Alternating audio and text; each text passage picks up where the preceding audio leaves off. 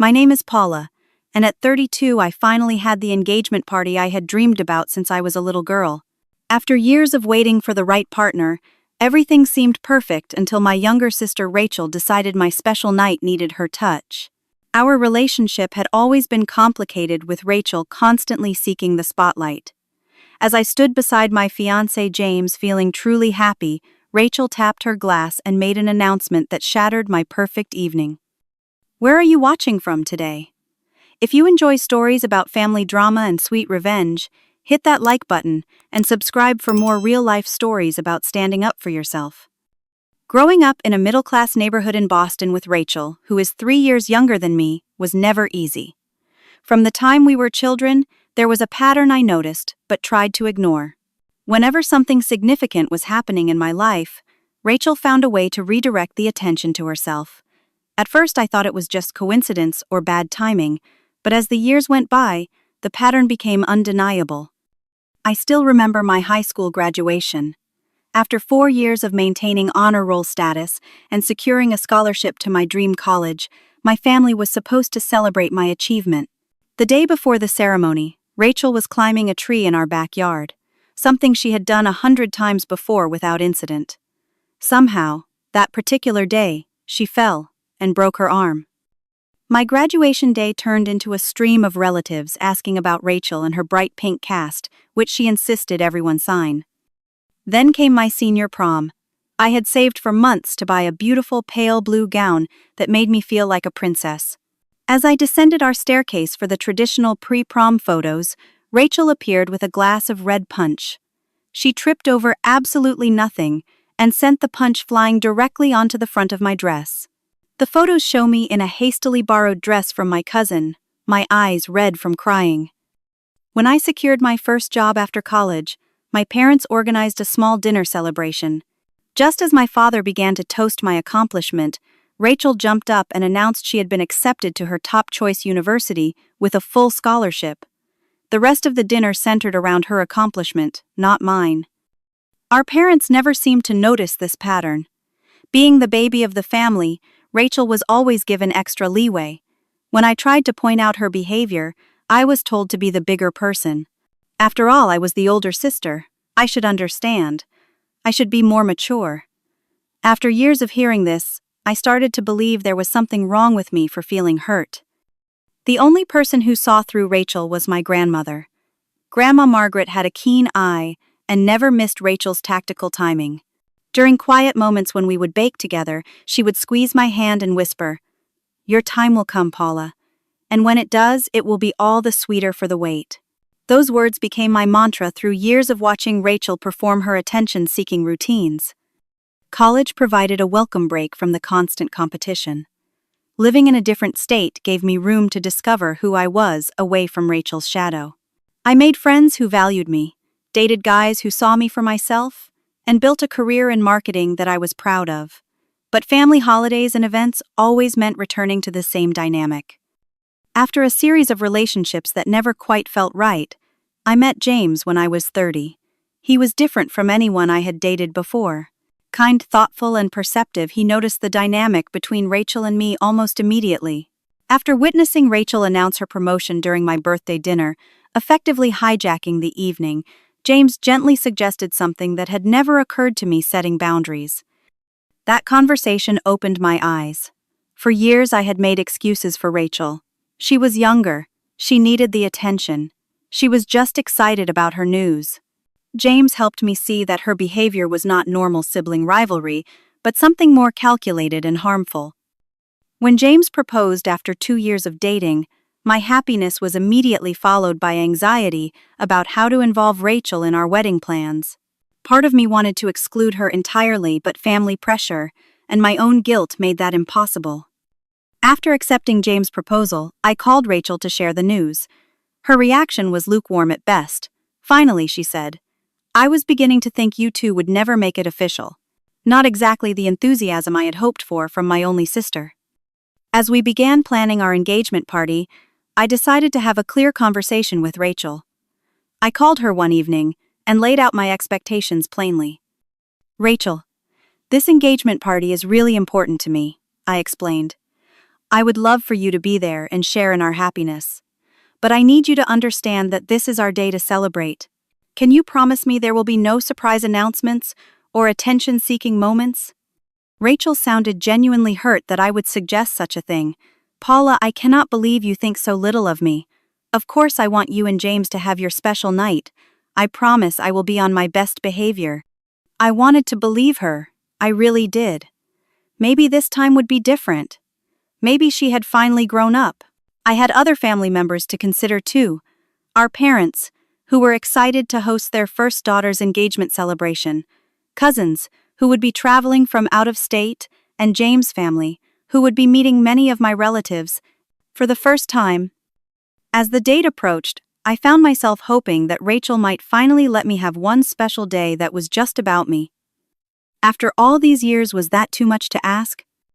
James and I wanted our engagement party to be perfect, so we began planning 6 months in advance.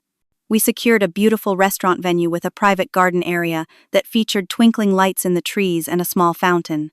The space could comfortably accommodate our 60 guests and provided the elegant yet warm atmosphere we were looking for.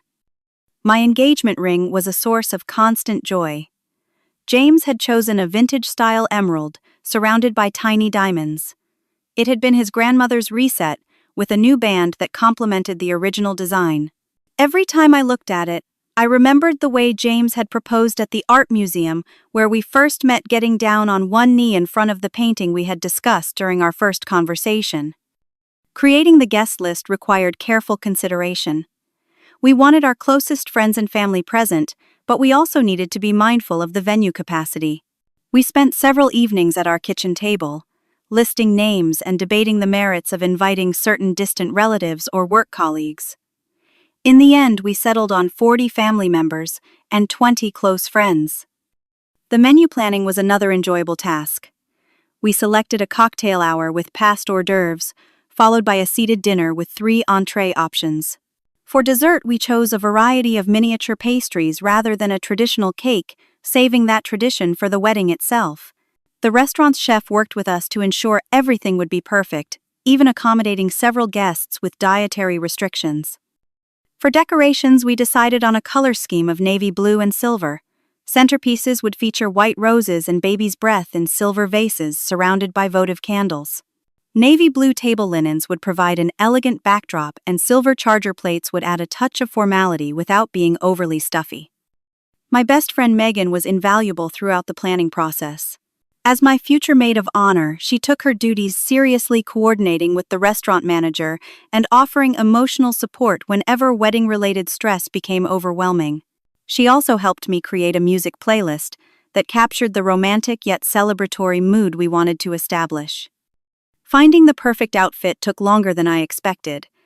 After trying on countless dresses, I finally discovered a stunning deep blue dress that complemented my eyes and fell just below the knee. The material had a subtle shimmer that caught the light when I moved. I paired it with silver heels and simple pearl earrings that had belonged to my mother. The week before the party, my grandmother presented me with a family heirloom that brought tears to my eyes, a delicate silver bracelet that had been worn by the women in our family for generations on significant occasions. "It's your turn to wear it," she said, clasping it around my wrist. "You deserve every happiness, Paula." James surprised me with his own special touch for the party. He had secretly collected photos from throughout our relationship and created custom centerpieces that would be placed on cocktail tables throughout the venue. Each featured a different image of us, capturing moments both significant and ordinary that told the story of our love. My cousin Lisa, who had gotten married the previous year, offered practical advice about wedding planning based on her recent experience. Over coffee one afternoon, she helped me create a realistic timeline for the various wedding-related tasks ahead and recommended several vendors she had worked with successfully. I spent hours writing a heartfelt speech, thanking everyone for their support of our relationship and expressing my joy at joining my life with James. I practiced in front of the mirror, wanting to convey my emotions without becoming too overwhelmed to speak. As a thank you gift for our guests, I created handmade scented candles in small silver tins, each with a personalized label, thanking them for sharing in our special day. The project took several weekends to complete, but the result was worth the effort. The morning of the engagement party arrived with perfect weather. My hair appointment was scheduled for 10, followed by a makeup session with Megan at my apartment. We sipped mimosas as the makeup artist worked her magic, creating a look that enhanced my features while still feeling natural. As the time to leave for the venue approached, I felt a brief moment of anxiety about Rachel, potentially causing problems. James noticed my expression change and took my hands in his. "Today is about us," he said firmly. "Whatever happens, remember that nothing can change how much I love you and how excited I am to marry you." His words calmed me, and I made a silent promise to myself that I would focus only on our happiness, regardless of anyone else's behavior. This was our moment, and I would not allow anything to diminish it. We arrived at the restaurant an hour before guests were scheduled to appear, giving us time to oversee the final setup and ensure everything was perfect. The staff had executed our vision beautifully. The tables were elegantly arranged, the centerpieces perfectly positioned, and the lighting created exactly the warm, intimate atmosphere we had hoped for. As we stood together, taking in the scene before the arrival of our guests, I felt a profound sense of gratitude and joy. Whatever happened next, we had created this beautiful moment together, and nothing could take that away from us. The venue transformed into a magical space as the sun began to set. Fairy lights twinkled among the garden trees, creating a starry canopy above the outdoor cocktail area. White roses adorned every table, their subtle fragrance mixing with the evening air. The champagne fountain sparkled in the center of the main room, catching the light from the crystal chandeliers overhead. Our guests began arriving promptly, at 7 expressions of delight visible as they entered the space. James and I positioned ourselves near the entrance, greeting each person with warm hugs and genuine gratitude for their presence. My college roommate Amanda flew in from California, surprising me as she had initially said she couldn't make it. My boss and his wife brought a beautiful orchid plant along with their well wishes. James' colleagues, who had heard countless stories about me before we even met, were finally putting faces to names. At 7:30, my parents took to the small microphone setup to give their welcome speech. My father, normally stoic and reserved, became emotional as he spoke about watching his daughter grow into the woman I am today. From the moment Paula introduced us to James, he said, his voice wavering slightly, we knew he was the one who would make our daughter happy for the rest of her life.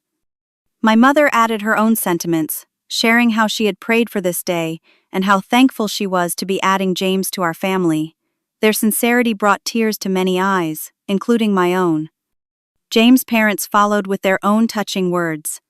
His father recounted stories of James as a determined little boy who knew exactly what he wanted and how that quality had led him to me. His mother presented us with a pair of gold cufflinks that had belonged to James' grandfather, to be worn on our wedding day as a symbol of family tradition continuing. I had been watching the door, anxiously wondering if Rachel would actually show up, and if so, what drama might accompany her entrance. To my surprise and relief, she arrived precisely on time, looking appropriately elegant in a simple black dress that didn't try to outshine anyone else. Her hair was styled in loose waves, and her makeup was tasteful and understated. Rachel approached us with what appeared to be a genuine smile.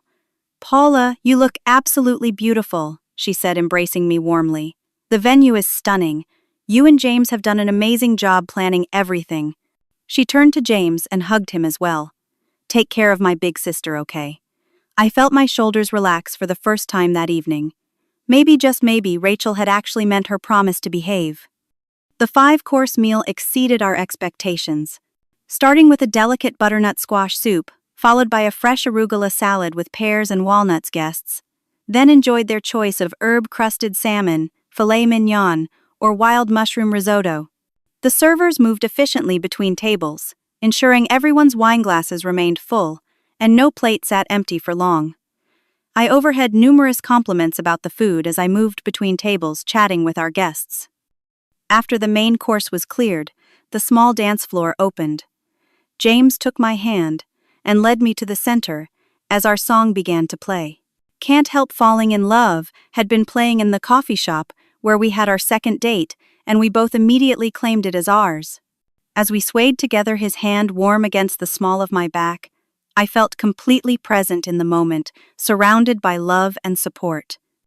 Several of our friends had prepared stories about our relationship to share throughout the evening. My coworker Thomas recounted how I had talked about James non-stop after our first date, convinced I had finally met the one. James' best friend Ryan told the embarrassing story of how James had practiced his proposal speech for weeks, making Ryan pretend to be me during rehearsals. Each anecdote showcased a different facet of our relationship, highlighting the deep connection we shared. One of the most touching surprises came from my college roommate Amanda, who had collected video messages from friends who couldn't attend in person. She set up a laptop in a quiet corner, allowing James and me to watch these heartfelt congratulations in between mingling with guests. Friends from as far away as Japan and Australia had recorded sweet messages, making the evening feel even more special. Our photographer captured countless beautiful moments throughout the night. James twirling his mother on the dance floor, my grandmother sharing wisdom with James, younger brother, childhood friends reunited, and laughing over shared memories. These candid shots would later prove to be my favorite mementos from the evening. Around 9 o'clock, James stepped to the microphone to give his speech. He spoke eloquently about how we met the moment he knew I was the woman he wanted to spend his life with, and his vision for our future together. In Paula, he said, looking directly at me, I have found not just the love of my life, but my best friend, my confidant, and my greatest supporter. I promise to spend every day trying to be worthy of the trust she has placed in me. There wasn't a dry eye in the house, including my own. Following James' speech, my father led a ceremonial champagne toast. Crystal flutes were distributed to all guests, and the fountain was temporarily shut off as servers poured a special vintage champagne that James had selected months earlier. To Paula and James, my father proclaimed, raising his glass high, "May your life together be filled with as much joy as you have brought to all of us." After the toast, we began opening gifts. Though we had not expected presents at the engagement party, many guests had brought tokens of their affection. A handcrafted photo album from my aunts, a set of cooking classes from James' co-workers, and a weekend getaway voucher from my parents were among the thoughtful items we unwrapped, expressing gratitude for each one. As the evening progressed, I found myself truly relaxing, believing my worries about Rachel had been unfounded. She was mingling appropriately, engaging various family members in conversation, and had even helped my mother when she briefly lost her purse. I caught James' eye across the room and smiled silently, acknowledging that my fears had been unnecessary. At 10:30, the restaurant manager discreetly informed us that dessert and coffee would be served, shortly followed by the final speeches of the evening. I would be speaking last, sharing my gratitude and love with everyone who had come to celebrate with us. As guests began returning to their seats in anticipation of the dessert course, I took a moment to appreciate how perfectly the evening had unfolded. Everything was going exactly according to plan.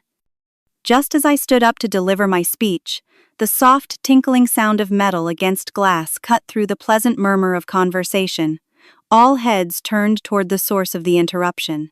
Rachel was standing, champagne flute in hand, a smile playing at the corners of her lips that sent a chill down my spine. I recognized that smile. It was the same one she had worn before announcing her college acceptance during my graduation dinner, before revealing her promotion during my birthday celebration. My heart began to race as an immediate sense of panic washed over me. No, not tonight. Please, not tonight of all nights. If I could have everyone's attention for just a moment, Rachel called out, her voice, sweet and controlled. The room fell silent as all eyes turned toward her. James reached for my hand under the table, giving it a reassuring squeeze. He knew too what was likely coming. I want to say a few words about my amazing sister Paula and her wonderful fiancé James. Rachel began raising her glass slightly. Paula has always been my role model growing up. She's intelligent, kind, and has always known exactly what she wants from life. James is definitely the perfect match for her, and I couldn't be happier to see my sister find such a loving partner. For a brief hopeful moment, I thought perhaps she might actually be giving a genuine supportive toast. Maybe she had changed after all. That hope evaporated with her next breath. And I'm so glad I could share this special occasion with them. Rachel continued, her free hand moving to rest on her stomach in a gesture that was unmistakable to anyone watching, especially since I have some news of my own to share. The room seemed to freeze. I couldn't breathe. James' grip on my hand tightened. "Tom and I are expecting," Rachel announced, her voice rising with excitement. "I'm 3 months pregnant. We're going to have a baby." The room erupted in gasps and exclamations. Several relatives immediately stood up, rushing to embrace Rachel. My mother let out a cry of delight, clapping her hands to her face in shock and joy. "I'm going to be a grandmother," she exclaimed, completely forgetting that the entire purpose of the gathering was to celebrate my engagement. Through the sudden chaos, Rachel's eyes found mine across the room. As our relatives swarmed around her with congratulations, she maintained eye contact with me, and the smile on her face transformed into something else entirely. A smirk. A victorious, self-satisfied smirk that confirmed what I already knew: this was no accidental timing. This was calculated precisely to steal the spotlight from my special moment. As she accepted hugs and answered questions about due dates and morning sickness, she maneuvered herself closer to where I stood frozen in place. When she was close enough that only I could hear, she leaned in slightly. "Sorry," she whispered, not sounding sorry at all. "Guess I stole your thunder again." My face flushed hot with a mixture of hurt and anger. My chest felt tight, as if all the air had been squeezed from my lungs. My hands trembled slightly as I set down the note cards for the speech I would now never deliver. Around me, the entire dynamic of the party had shifted in an instant. My engagement celebration had suddenly become Rachel's pregnancy announcement party. James' hand remained steady on mine, his thumb rubbing small circles on my skin in silent support. I glanced at him, seeing the barely contained anger in his eyes. He leaned close to my ear. "We don't have to stay for this," he whispered. "We can make an excuse and leave if you want." But I knew leaving would only make things worse, creating even more drama, and potentially making me look petty in front of our guests. So I forced a smile and shook my head slightly. From across the room, Megan caught my eye. Her expression was thunderous, her lips pressed into a thin line of fury on my behalf. She raised her eyebrows in a silent question, offering to intervene somehow. I gave a small shake of my head. "Not now." "When are you due?" my Aunt Patricia was asking Rachel. "Early February," Rachel replied, her hand still prominently displayed on her stomach. "We're hoping to find out the gender next month." "Have you thought about names yet?" someone else called out. "We have a few ideas," Rachel replied, launching into a detailed explanation of the family names they were considering and the nursery theme they had already started planning. James made a valiant effort to redirect the attention. "We're also planning to make some announcements about our wedding date tonight," he said, raising his voice slightly to be heard over the excitement surrounding Rachel. A few guests turned toward him politely, but most remained clustered around my sister, peppering her with questions about her pregnancy. My father, who had been so emotional during his speech about my engagement earlier, was now beaming with pride, his arm around Rachel's shoulders as he fielded questions about becoming a grandfather. I watched as Rachel strategically placed her hand on her still flat stomach whenever anyone glanced in my direction, drawing attention back to her news. Each time she did it, the knife twisted a little deeper into my heart. After 10 minutes of this, I couldn't take any more. I excused myself, claiming I needed to use the restroom. Once out of sight of the party, I leaned against the wall of the hallway, trying to regain my composure. Tears threatened, but I refused to let them fall. I would not give Rachel the satisfaction of knowing she had made me cry. The bathroom door opened, and Megan appeared, her face a mask of righteous indignation. "That calculating, self-centered witch," she hissed, pulling me into a hug. "I cannot believe she did this. Actually, scratch that. I totally can believe it, and that's the problem." "I should have known," I said, my voice barely above a whisper. "I should have expected it." "This is not your fault," Megan insisted, pulling back to look me in the eye. "This is 100% on her. Who announces a pregnancy at someone else's engagement party? Only someone pathologically self-centered, that's who." Her loyalty bolstered my spirit slightly. "What do I do now?" I asked. "The whole party is ruined." "You go back out there with your head held high," Megan said firmly. "You smile, you thank people for coming, and you act like her little stunt meant nothing to you. Don't give her the satisfaction of seeing you upset." She was right.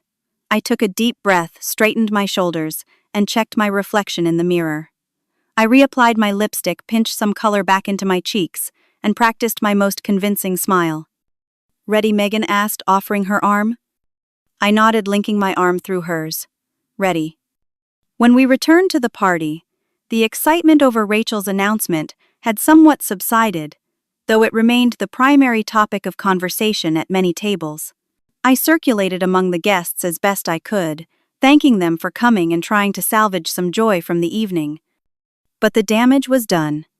The beautiful, perfect night James and I had planned now felt hollow, the specialness of our moment permanently overshadowed.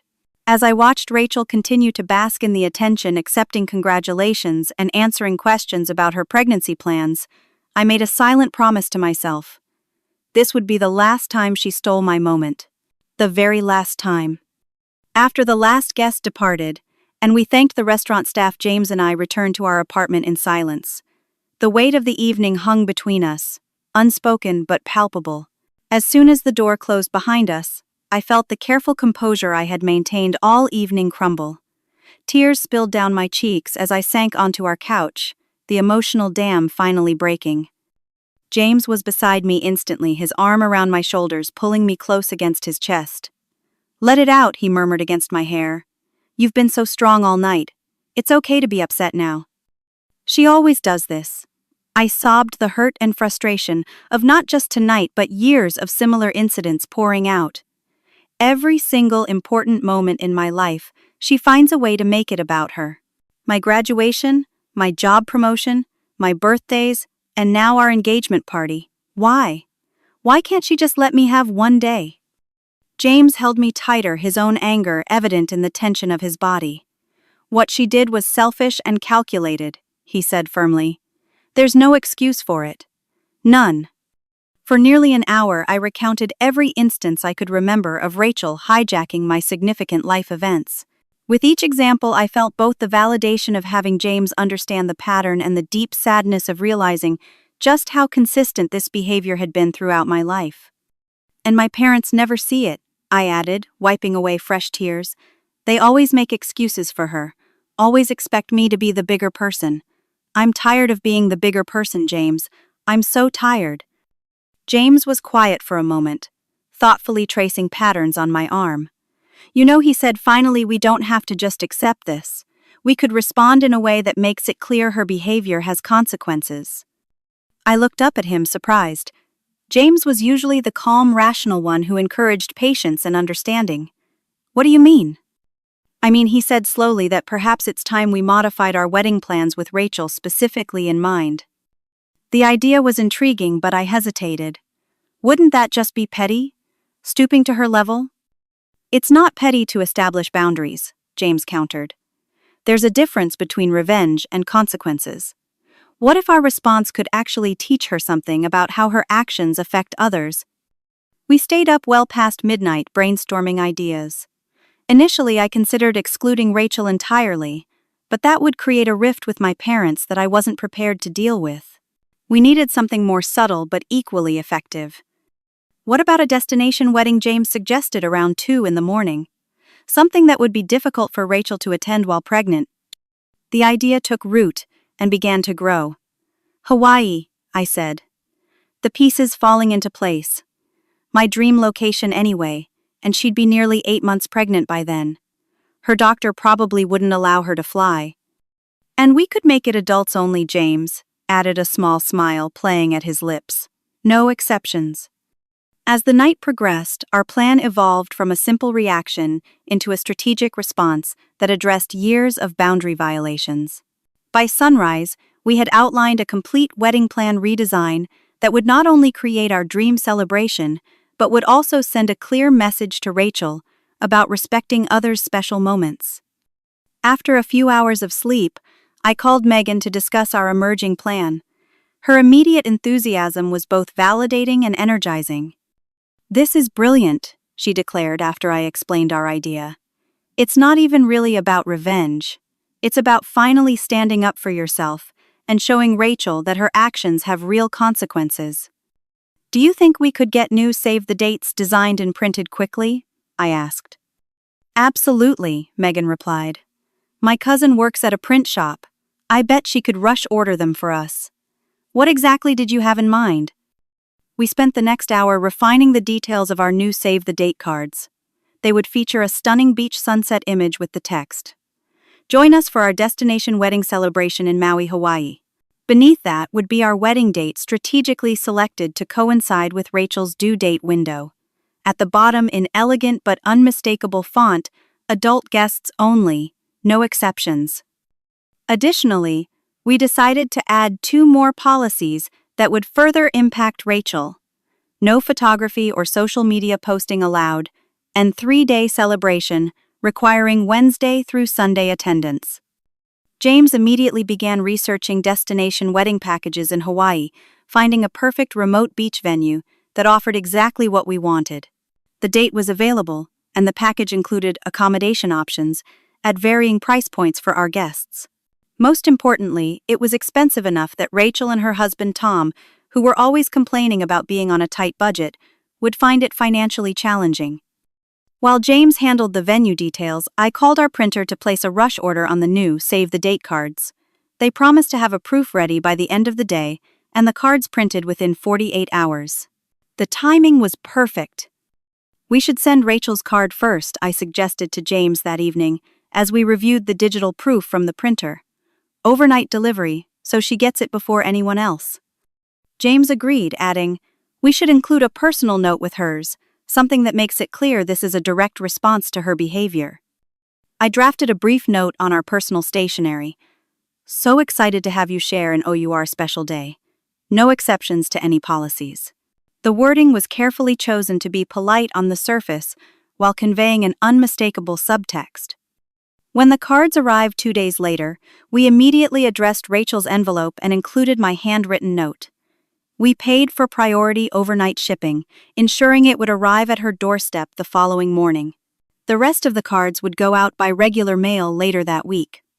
As we dropped Rachel's envelope in the overnight mail slot, I felt a mixture of nervousness and vindication.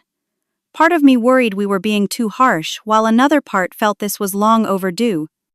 "Do you think she'll understand the message?" I asked James as we walked back to our car. "She'll understand," he replied confidently. "The question is how she'll respond." That night, I barely slept anticipating Rachel's reaction. Would she call screaming? Would she cry to our parents? Would she perhaps for the first time recognize how her behavior affected others? Morning couldn't come fast enough. Rachel's call came at 9:15 the next morning, exactly when the overnight delivery would have arrived at her door. James and I had both taken the day off work in anticipation of the fallout, and we exchanged knowing glances as my phone lit up with her name. "Hello," I answered, keeping my voice neutral. "Hawaii." Rachel practically shrieked into the phone without preamble. "You're having your wedding in Hawaii. In February. Are you kidding me?" I took a deep breath, reminding myself to stay calm. "Good morning to you too, Rachel. Yes, James and I decided a destination wedding is what we really want." "You know I can't fly in February," she sputtered. "I'll be 8 months pregnant. No airline will even let me on a plane that late in pregnancy." "That's unfortunate," I replied, my voice still even. "But we've had our hearts set on a Hawaiian wedding for some time now, and February has the best weather." Rachel's voice rose another octave. "And what's this adults-only policy? That obviously means I can't bring my baby if it's already born by then." "That's correct," I confirmed. "We want an elegant adults-only celebration. No exceptions." "No exceptions," she repeated incredulously. "Paula, this is your niece or nephew. We're talking about your own flesh and blood." "Our decision is final," I stated firmly. "We believe an adults-only wedding is the best choice for the atmosphere we want to create." Rachel's breathing was audible through the phone, quick and angry. "Do you have any idea how expensive flights to Hawaii are, and hotel stays? This is going to cost a fortune." "We've negotiated some special rates for our guests," I explained. "But yes, we understand it's an investment for people to attend. That's why we're giving everyone plenty of notice." "And 3 days," she continued ranting. "Who has a 3-day wedding? Some people have jobs, Paula. We can't all take a week off to sit on a beach." It's actually quite common for destination weddings, I responded. We want to make the trip worthwhile for everyone who makes the effort to come. There was a moment of silence, and when Rachel spoke again, her voice had shifted from anger to threat. I'm calling Mom and Dad. They'll talk some sense into you. Feel free, I replied, surprised by my own calmness. They already know about our plans. I called them last night to share the news.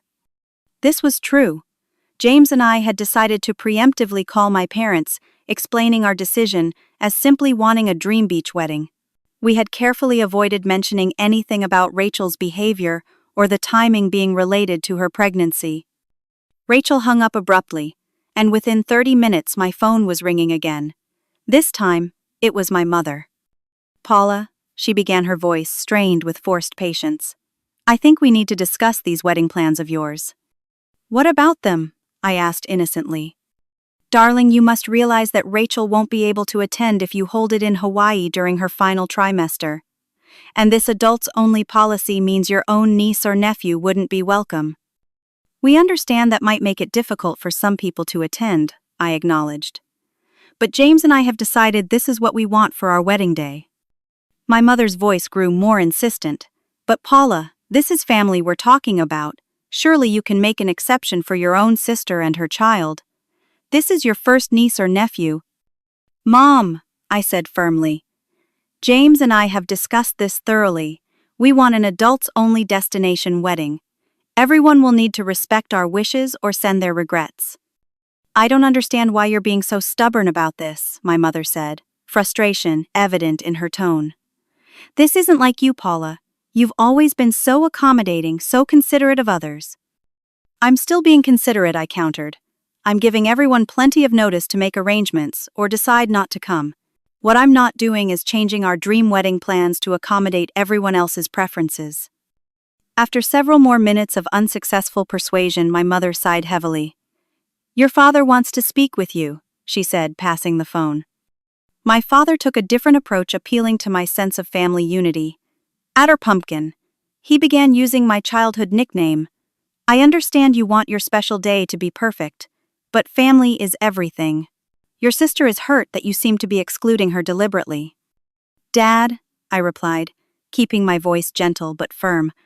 I love you and Mom and Rachel, but this is my wedding day and James and I have decided what will make it perfect for us.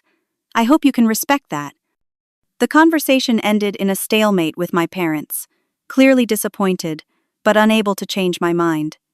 James gave me a supportive hug after I hung up, pride evident in his eyes. You did it, he said. You stood your ground. Later that afternoon, I noticed Rachel had posted a thinly veiled comment on social media. Amazing how some people show their true colors when they get engaged. Selfishness isn't a good look on anyone. Several mutual friends and relatives had commented with vague supportive messages, clearly not understanding the context but taking Rachel's side nonetheless. The family division became increasingly apparent over the next few days. My grandmother called to express her complete support for my decision. It's about time someone stood up to Rachel's manipulations, she said approvingly. I'm booking my ticket to Hawaii, immediately, arthritis be damned. In contrast, two of my aunts called to reason with me, both suggesting I was being needlessly difficult and should consider what's best for the family. I maintained my position, with each of them repeating that while I respected their opinion, our decision was final. The situation escalated the following weekend when Rachel showed up unannounced at our apartment, her husband Tom in tow, looking uncomfortable and slightly apologetic. We need to talk, Rachel announced, pushing past me into our living room. Her face was flushed with anger, her pregnancy still not visibly showing beneath her loose sweater. James appeared from the kitchen, his expression carefully neutral. Rachel, Tom, he acknowledged with a nod. This is unexpected. Don't act like you don't know why we're here, Rachel snapped. This wedding plan is obviously a direct attack on me. I crossed my arms, standing my ground. Our wedding plans are about what we want for our special day, Rachel. Not everything is about you. Rachel let out a bitter laugh. Oh, that's rich coming from you right now. The timing, the location, the no kids policy. You think I don't see exactly what you're doing?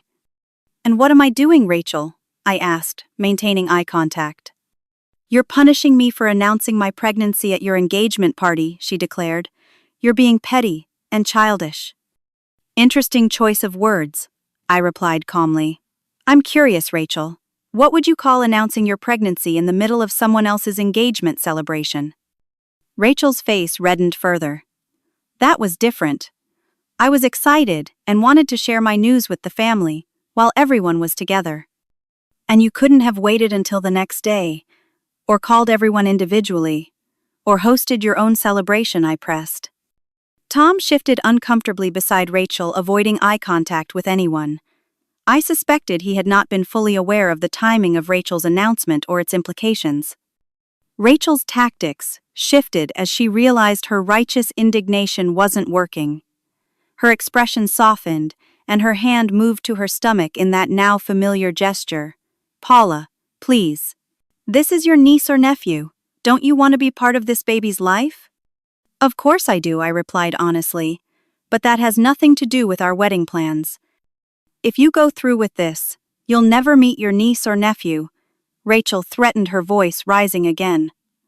I swear I'll make sure of it. That's when James stepped forward, his patience visibly at an end. Rachel, that's enough. You're in our home threatening your sister because she won't change her wedding plans to accommodate you. I think it's time for you to leave. You don't get to tell me when to leave my sister's apartment, Rachel shot back. Our apartment, James corrected firmly. And yes, I do. We both do. For a tense moment, I thought Rachel might continue arguing, but Tom finally spoke up. Rachel, he's right. We should go. This isn't helping anything. He took her elbow, gently guiding her toward the door. Rachel allowed herself to be led out, but turned back at the threshold. When you look at your wedding photos years from now, I hope you remember what you did to your family. As the door closed behind them, I let out a breath I hadn't realized I was holding. James pulled me into a hug, and I leaned into his strength, emotionally drained, but strangely empowered. 2 days later, I received a text message from Rachel that simply read, "Just check the dates again. Your wedding is the same week as my due date. This can't be a coincidence." I didn't respond, but she was right. It wasn't a coincidence. The timing had been deliberately chosen to ensure she couldn't attend, even if she wanted to ignore all our other requirements. That evening, my phone rang again. It was Rachel, and for a moment I considered ignoring the call, but something told me to answer. "Hello," I said cautiously. The sound of sobbing came through the line. Paula, Rachel choked out between tears. "I get it now. I understand what you're doing." I remained silent, waiting for her to continue. "You planned everything, so I can't possibly come to your wedding," she said, her voice thick with emotion. "You made sure of it with the timing and the location and the rules. And I deserve it, don't I? Because I've been doing the same thing to you our whole lives."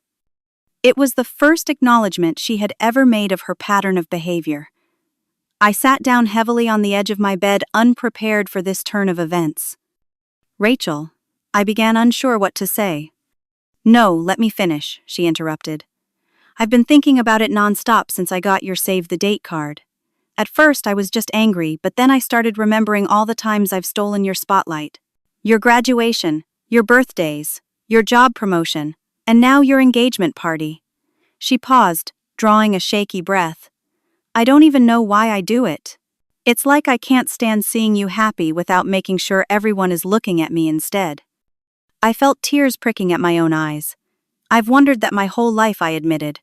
"Why can't you just let me have my moments?" "I don't know," she replied honestly.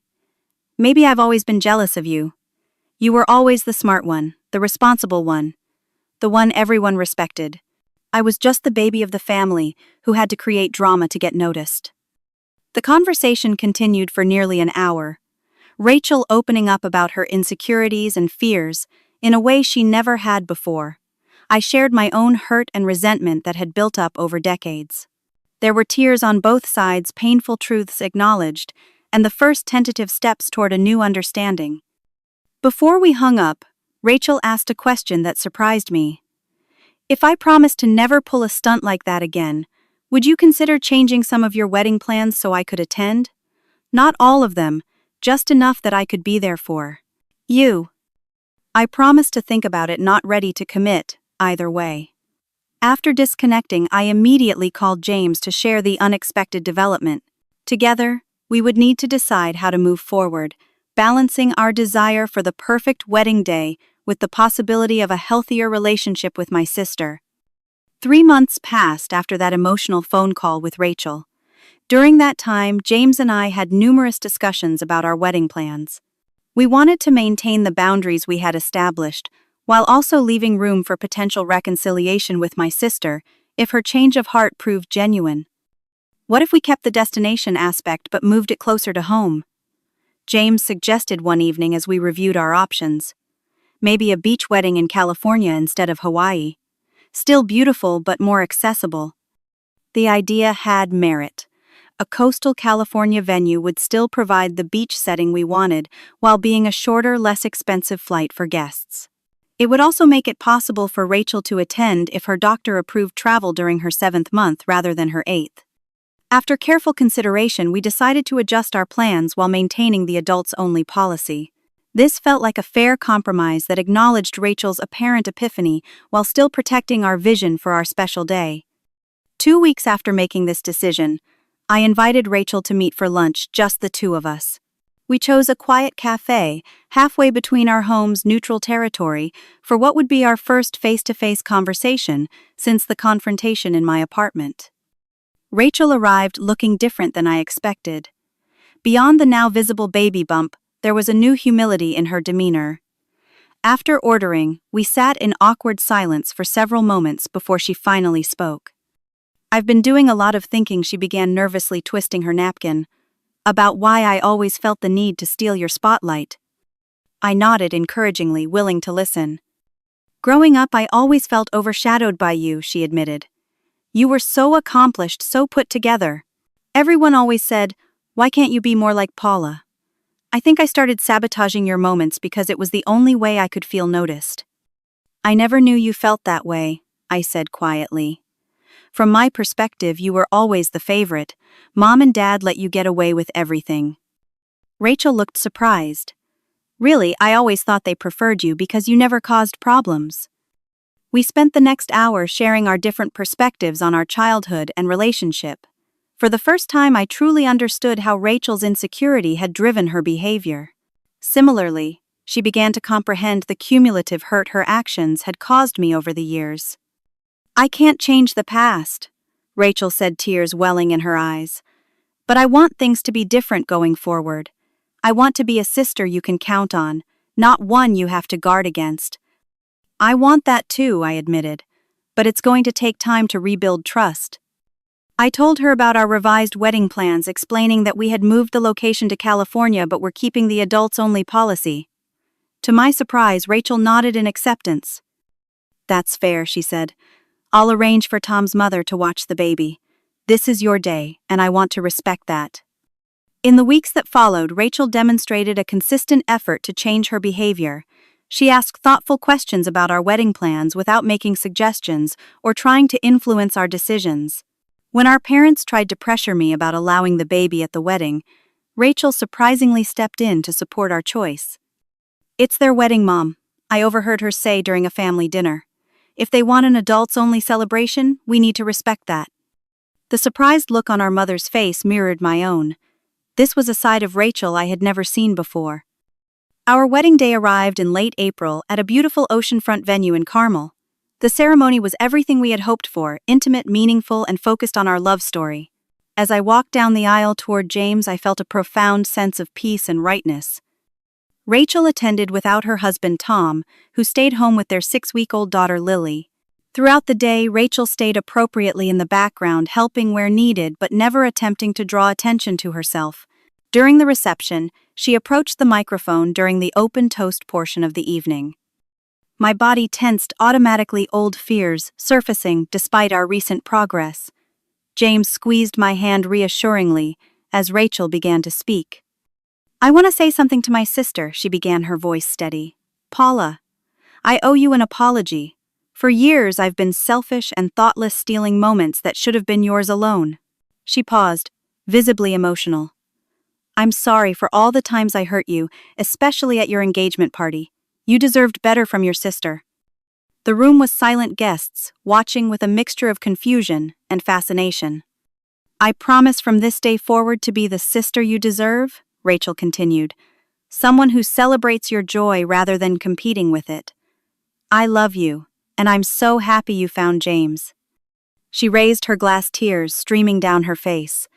"To Paula and James, may your love continue to teach the rest of us what really matters." I was too moved to speak, managing only to mouth thank you as she returned to her seat. It was the most genuine moment we had ever shared. 2 months after the wedding, I visited Rachel to meet my niece Lily for the first time. As I held the tiny perfect baby in my arms, I marveled at how our relationship had transformed through honest confrontation and willingness to change. "She has your eyes," I told Rachel, gently rocking Lily.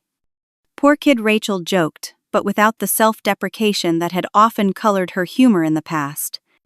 We settled into a new pattern over the following months. Our relationship wasn't perfect, but it was healthier than it had ever been. We established clear communication and boundaries, addressing small issues before they could grow into resentments. The key turning point had been my decision to finally stand up for myself. For years, I had enabled Rachel's behavior by remaining silent, by being the bigger person my parents had always demanded I be. Ironically, it was only when I refused to play that role that real change became possible. James remarked on this one evening as we looked through our wedding photos. "You know what I find most interesting about this whole experience," he said thoughtfully. "By refusing to accommodate Rachel's behavior, you actually helped her become a better person." He was right. My act of boundary setting had ultimately been a gift to both of us, creating the possibility for a relationship based on mutual respect rather than resentment and competition. I've learned that standing up for yourself doesn't mean losing your family. Sometimes it's the only way to build the family relationship you truly deserve. The journey isn't always easy, and healing takes time, but the outcome is worth the difficult conversations and temporary discomfort. Have you ever had to set boundaries with a family member who constantly overstepped? Did it strengthen your relationship in the long run or create a permanent rift? Share your experience in the comments below. And if this story resonated with you, please like, subscribe, and share with someone who might need to hear it. Thank you for watching, and remember that sometimes the most loving thing you can do for both yourself and others is to stand firm in what you deserve.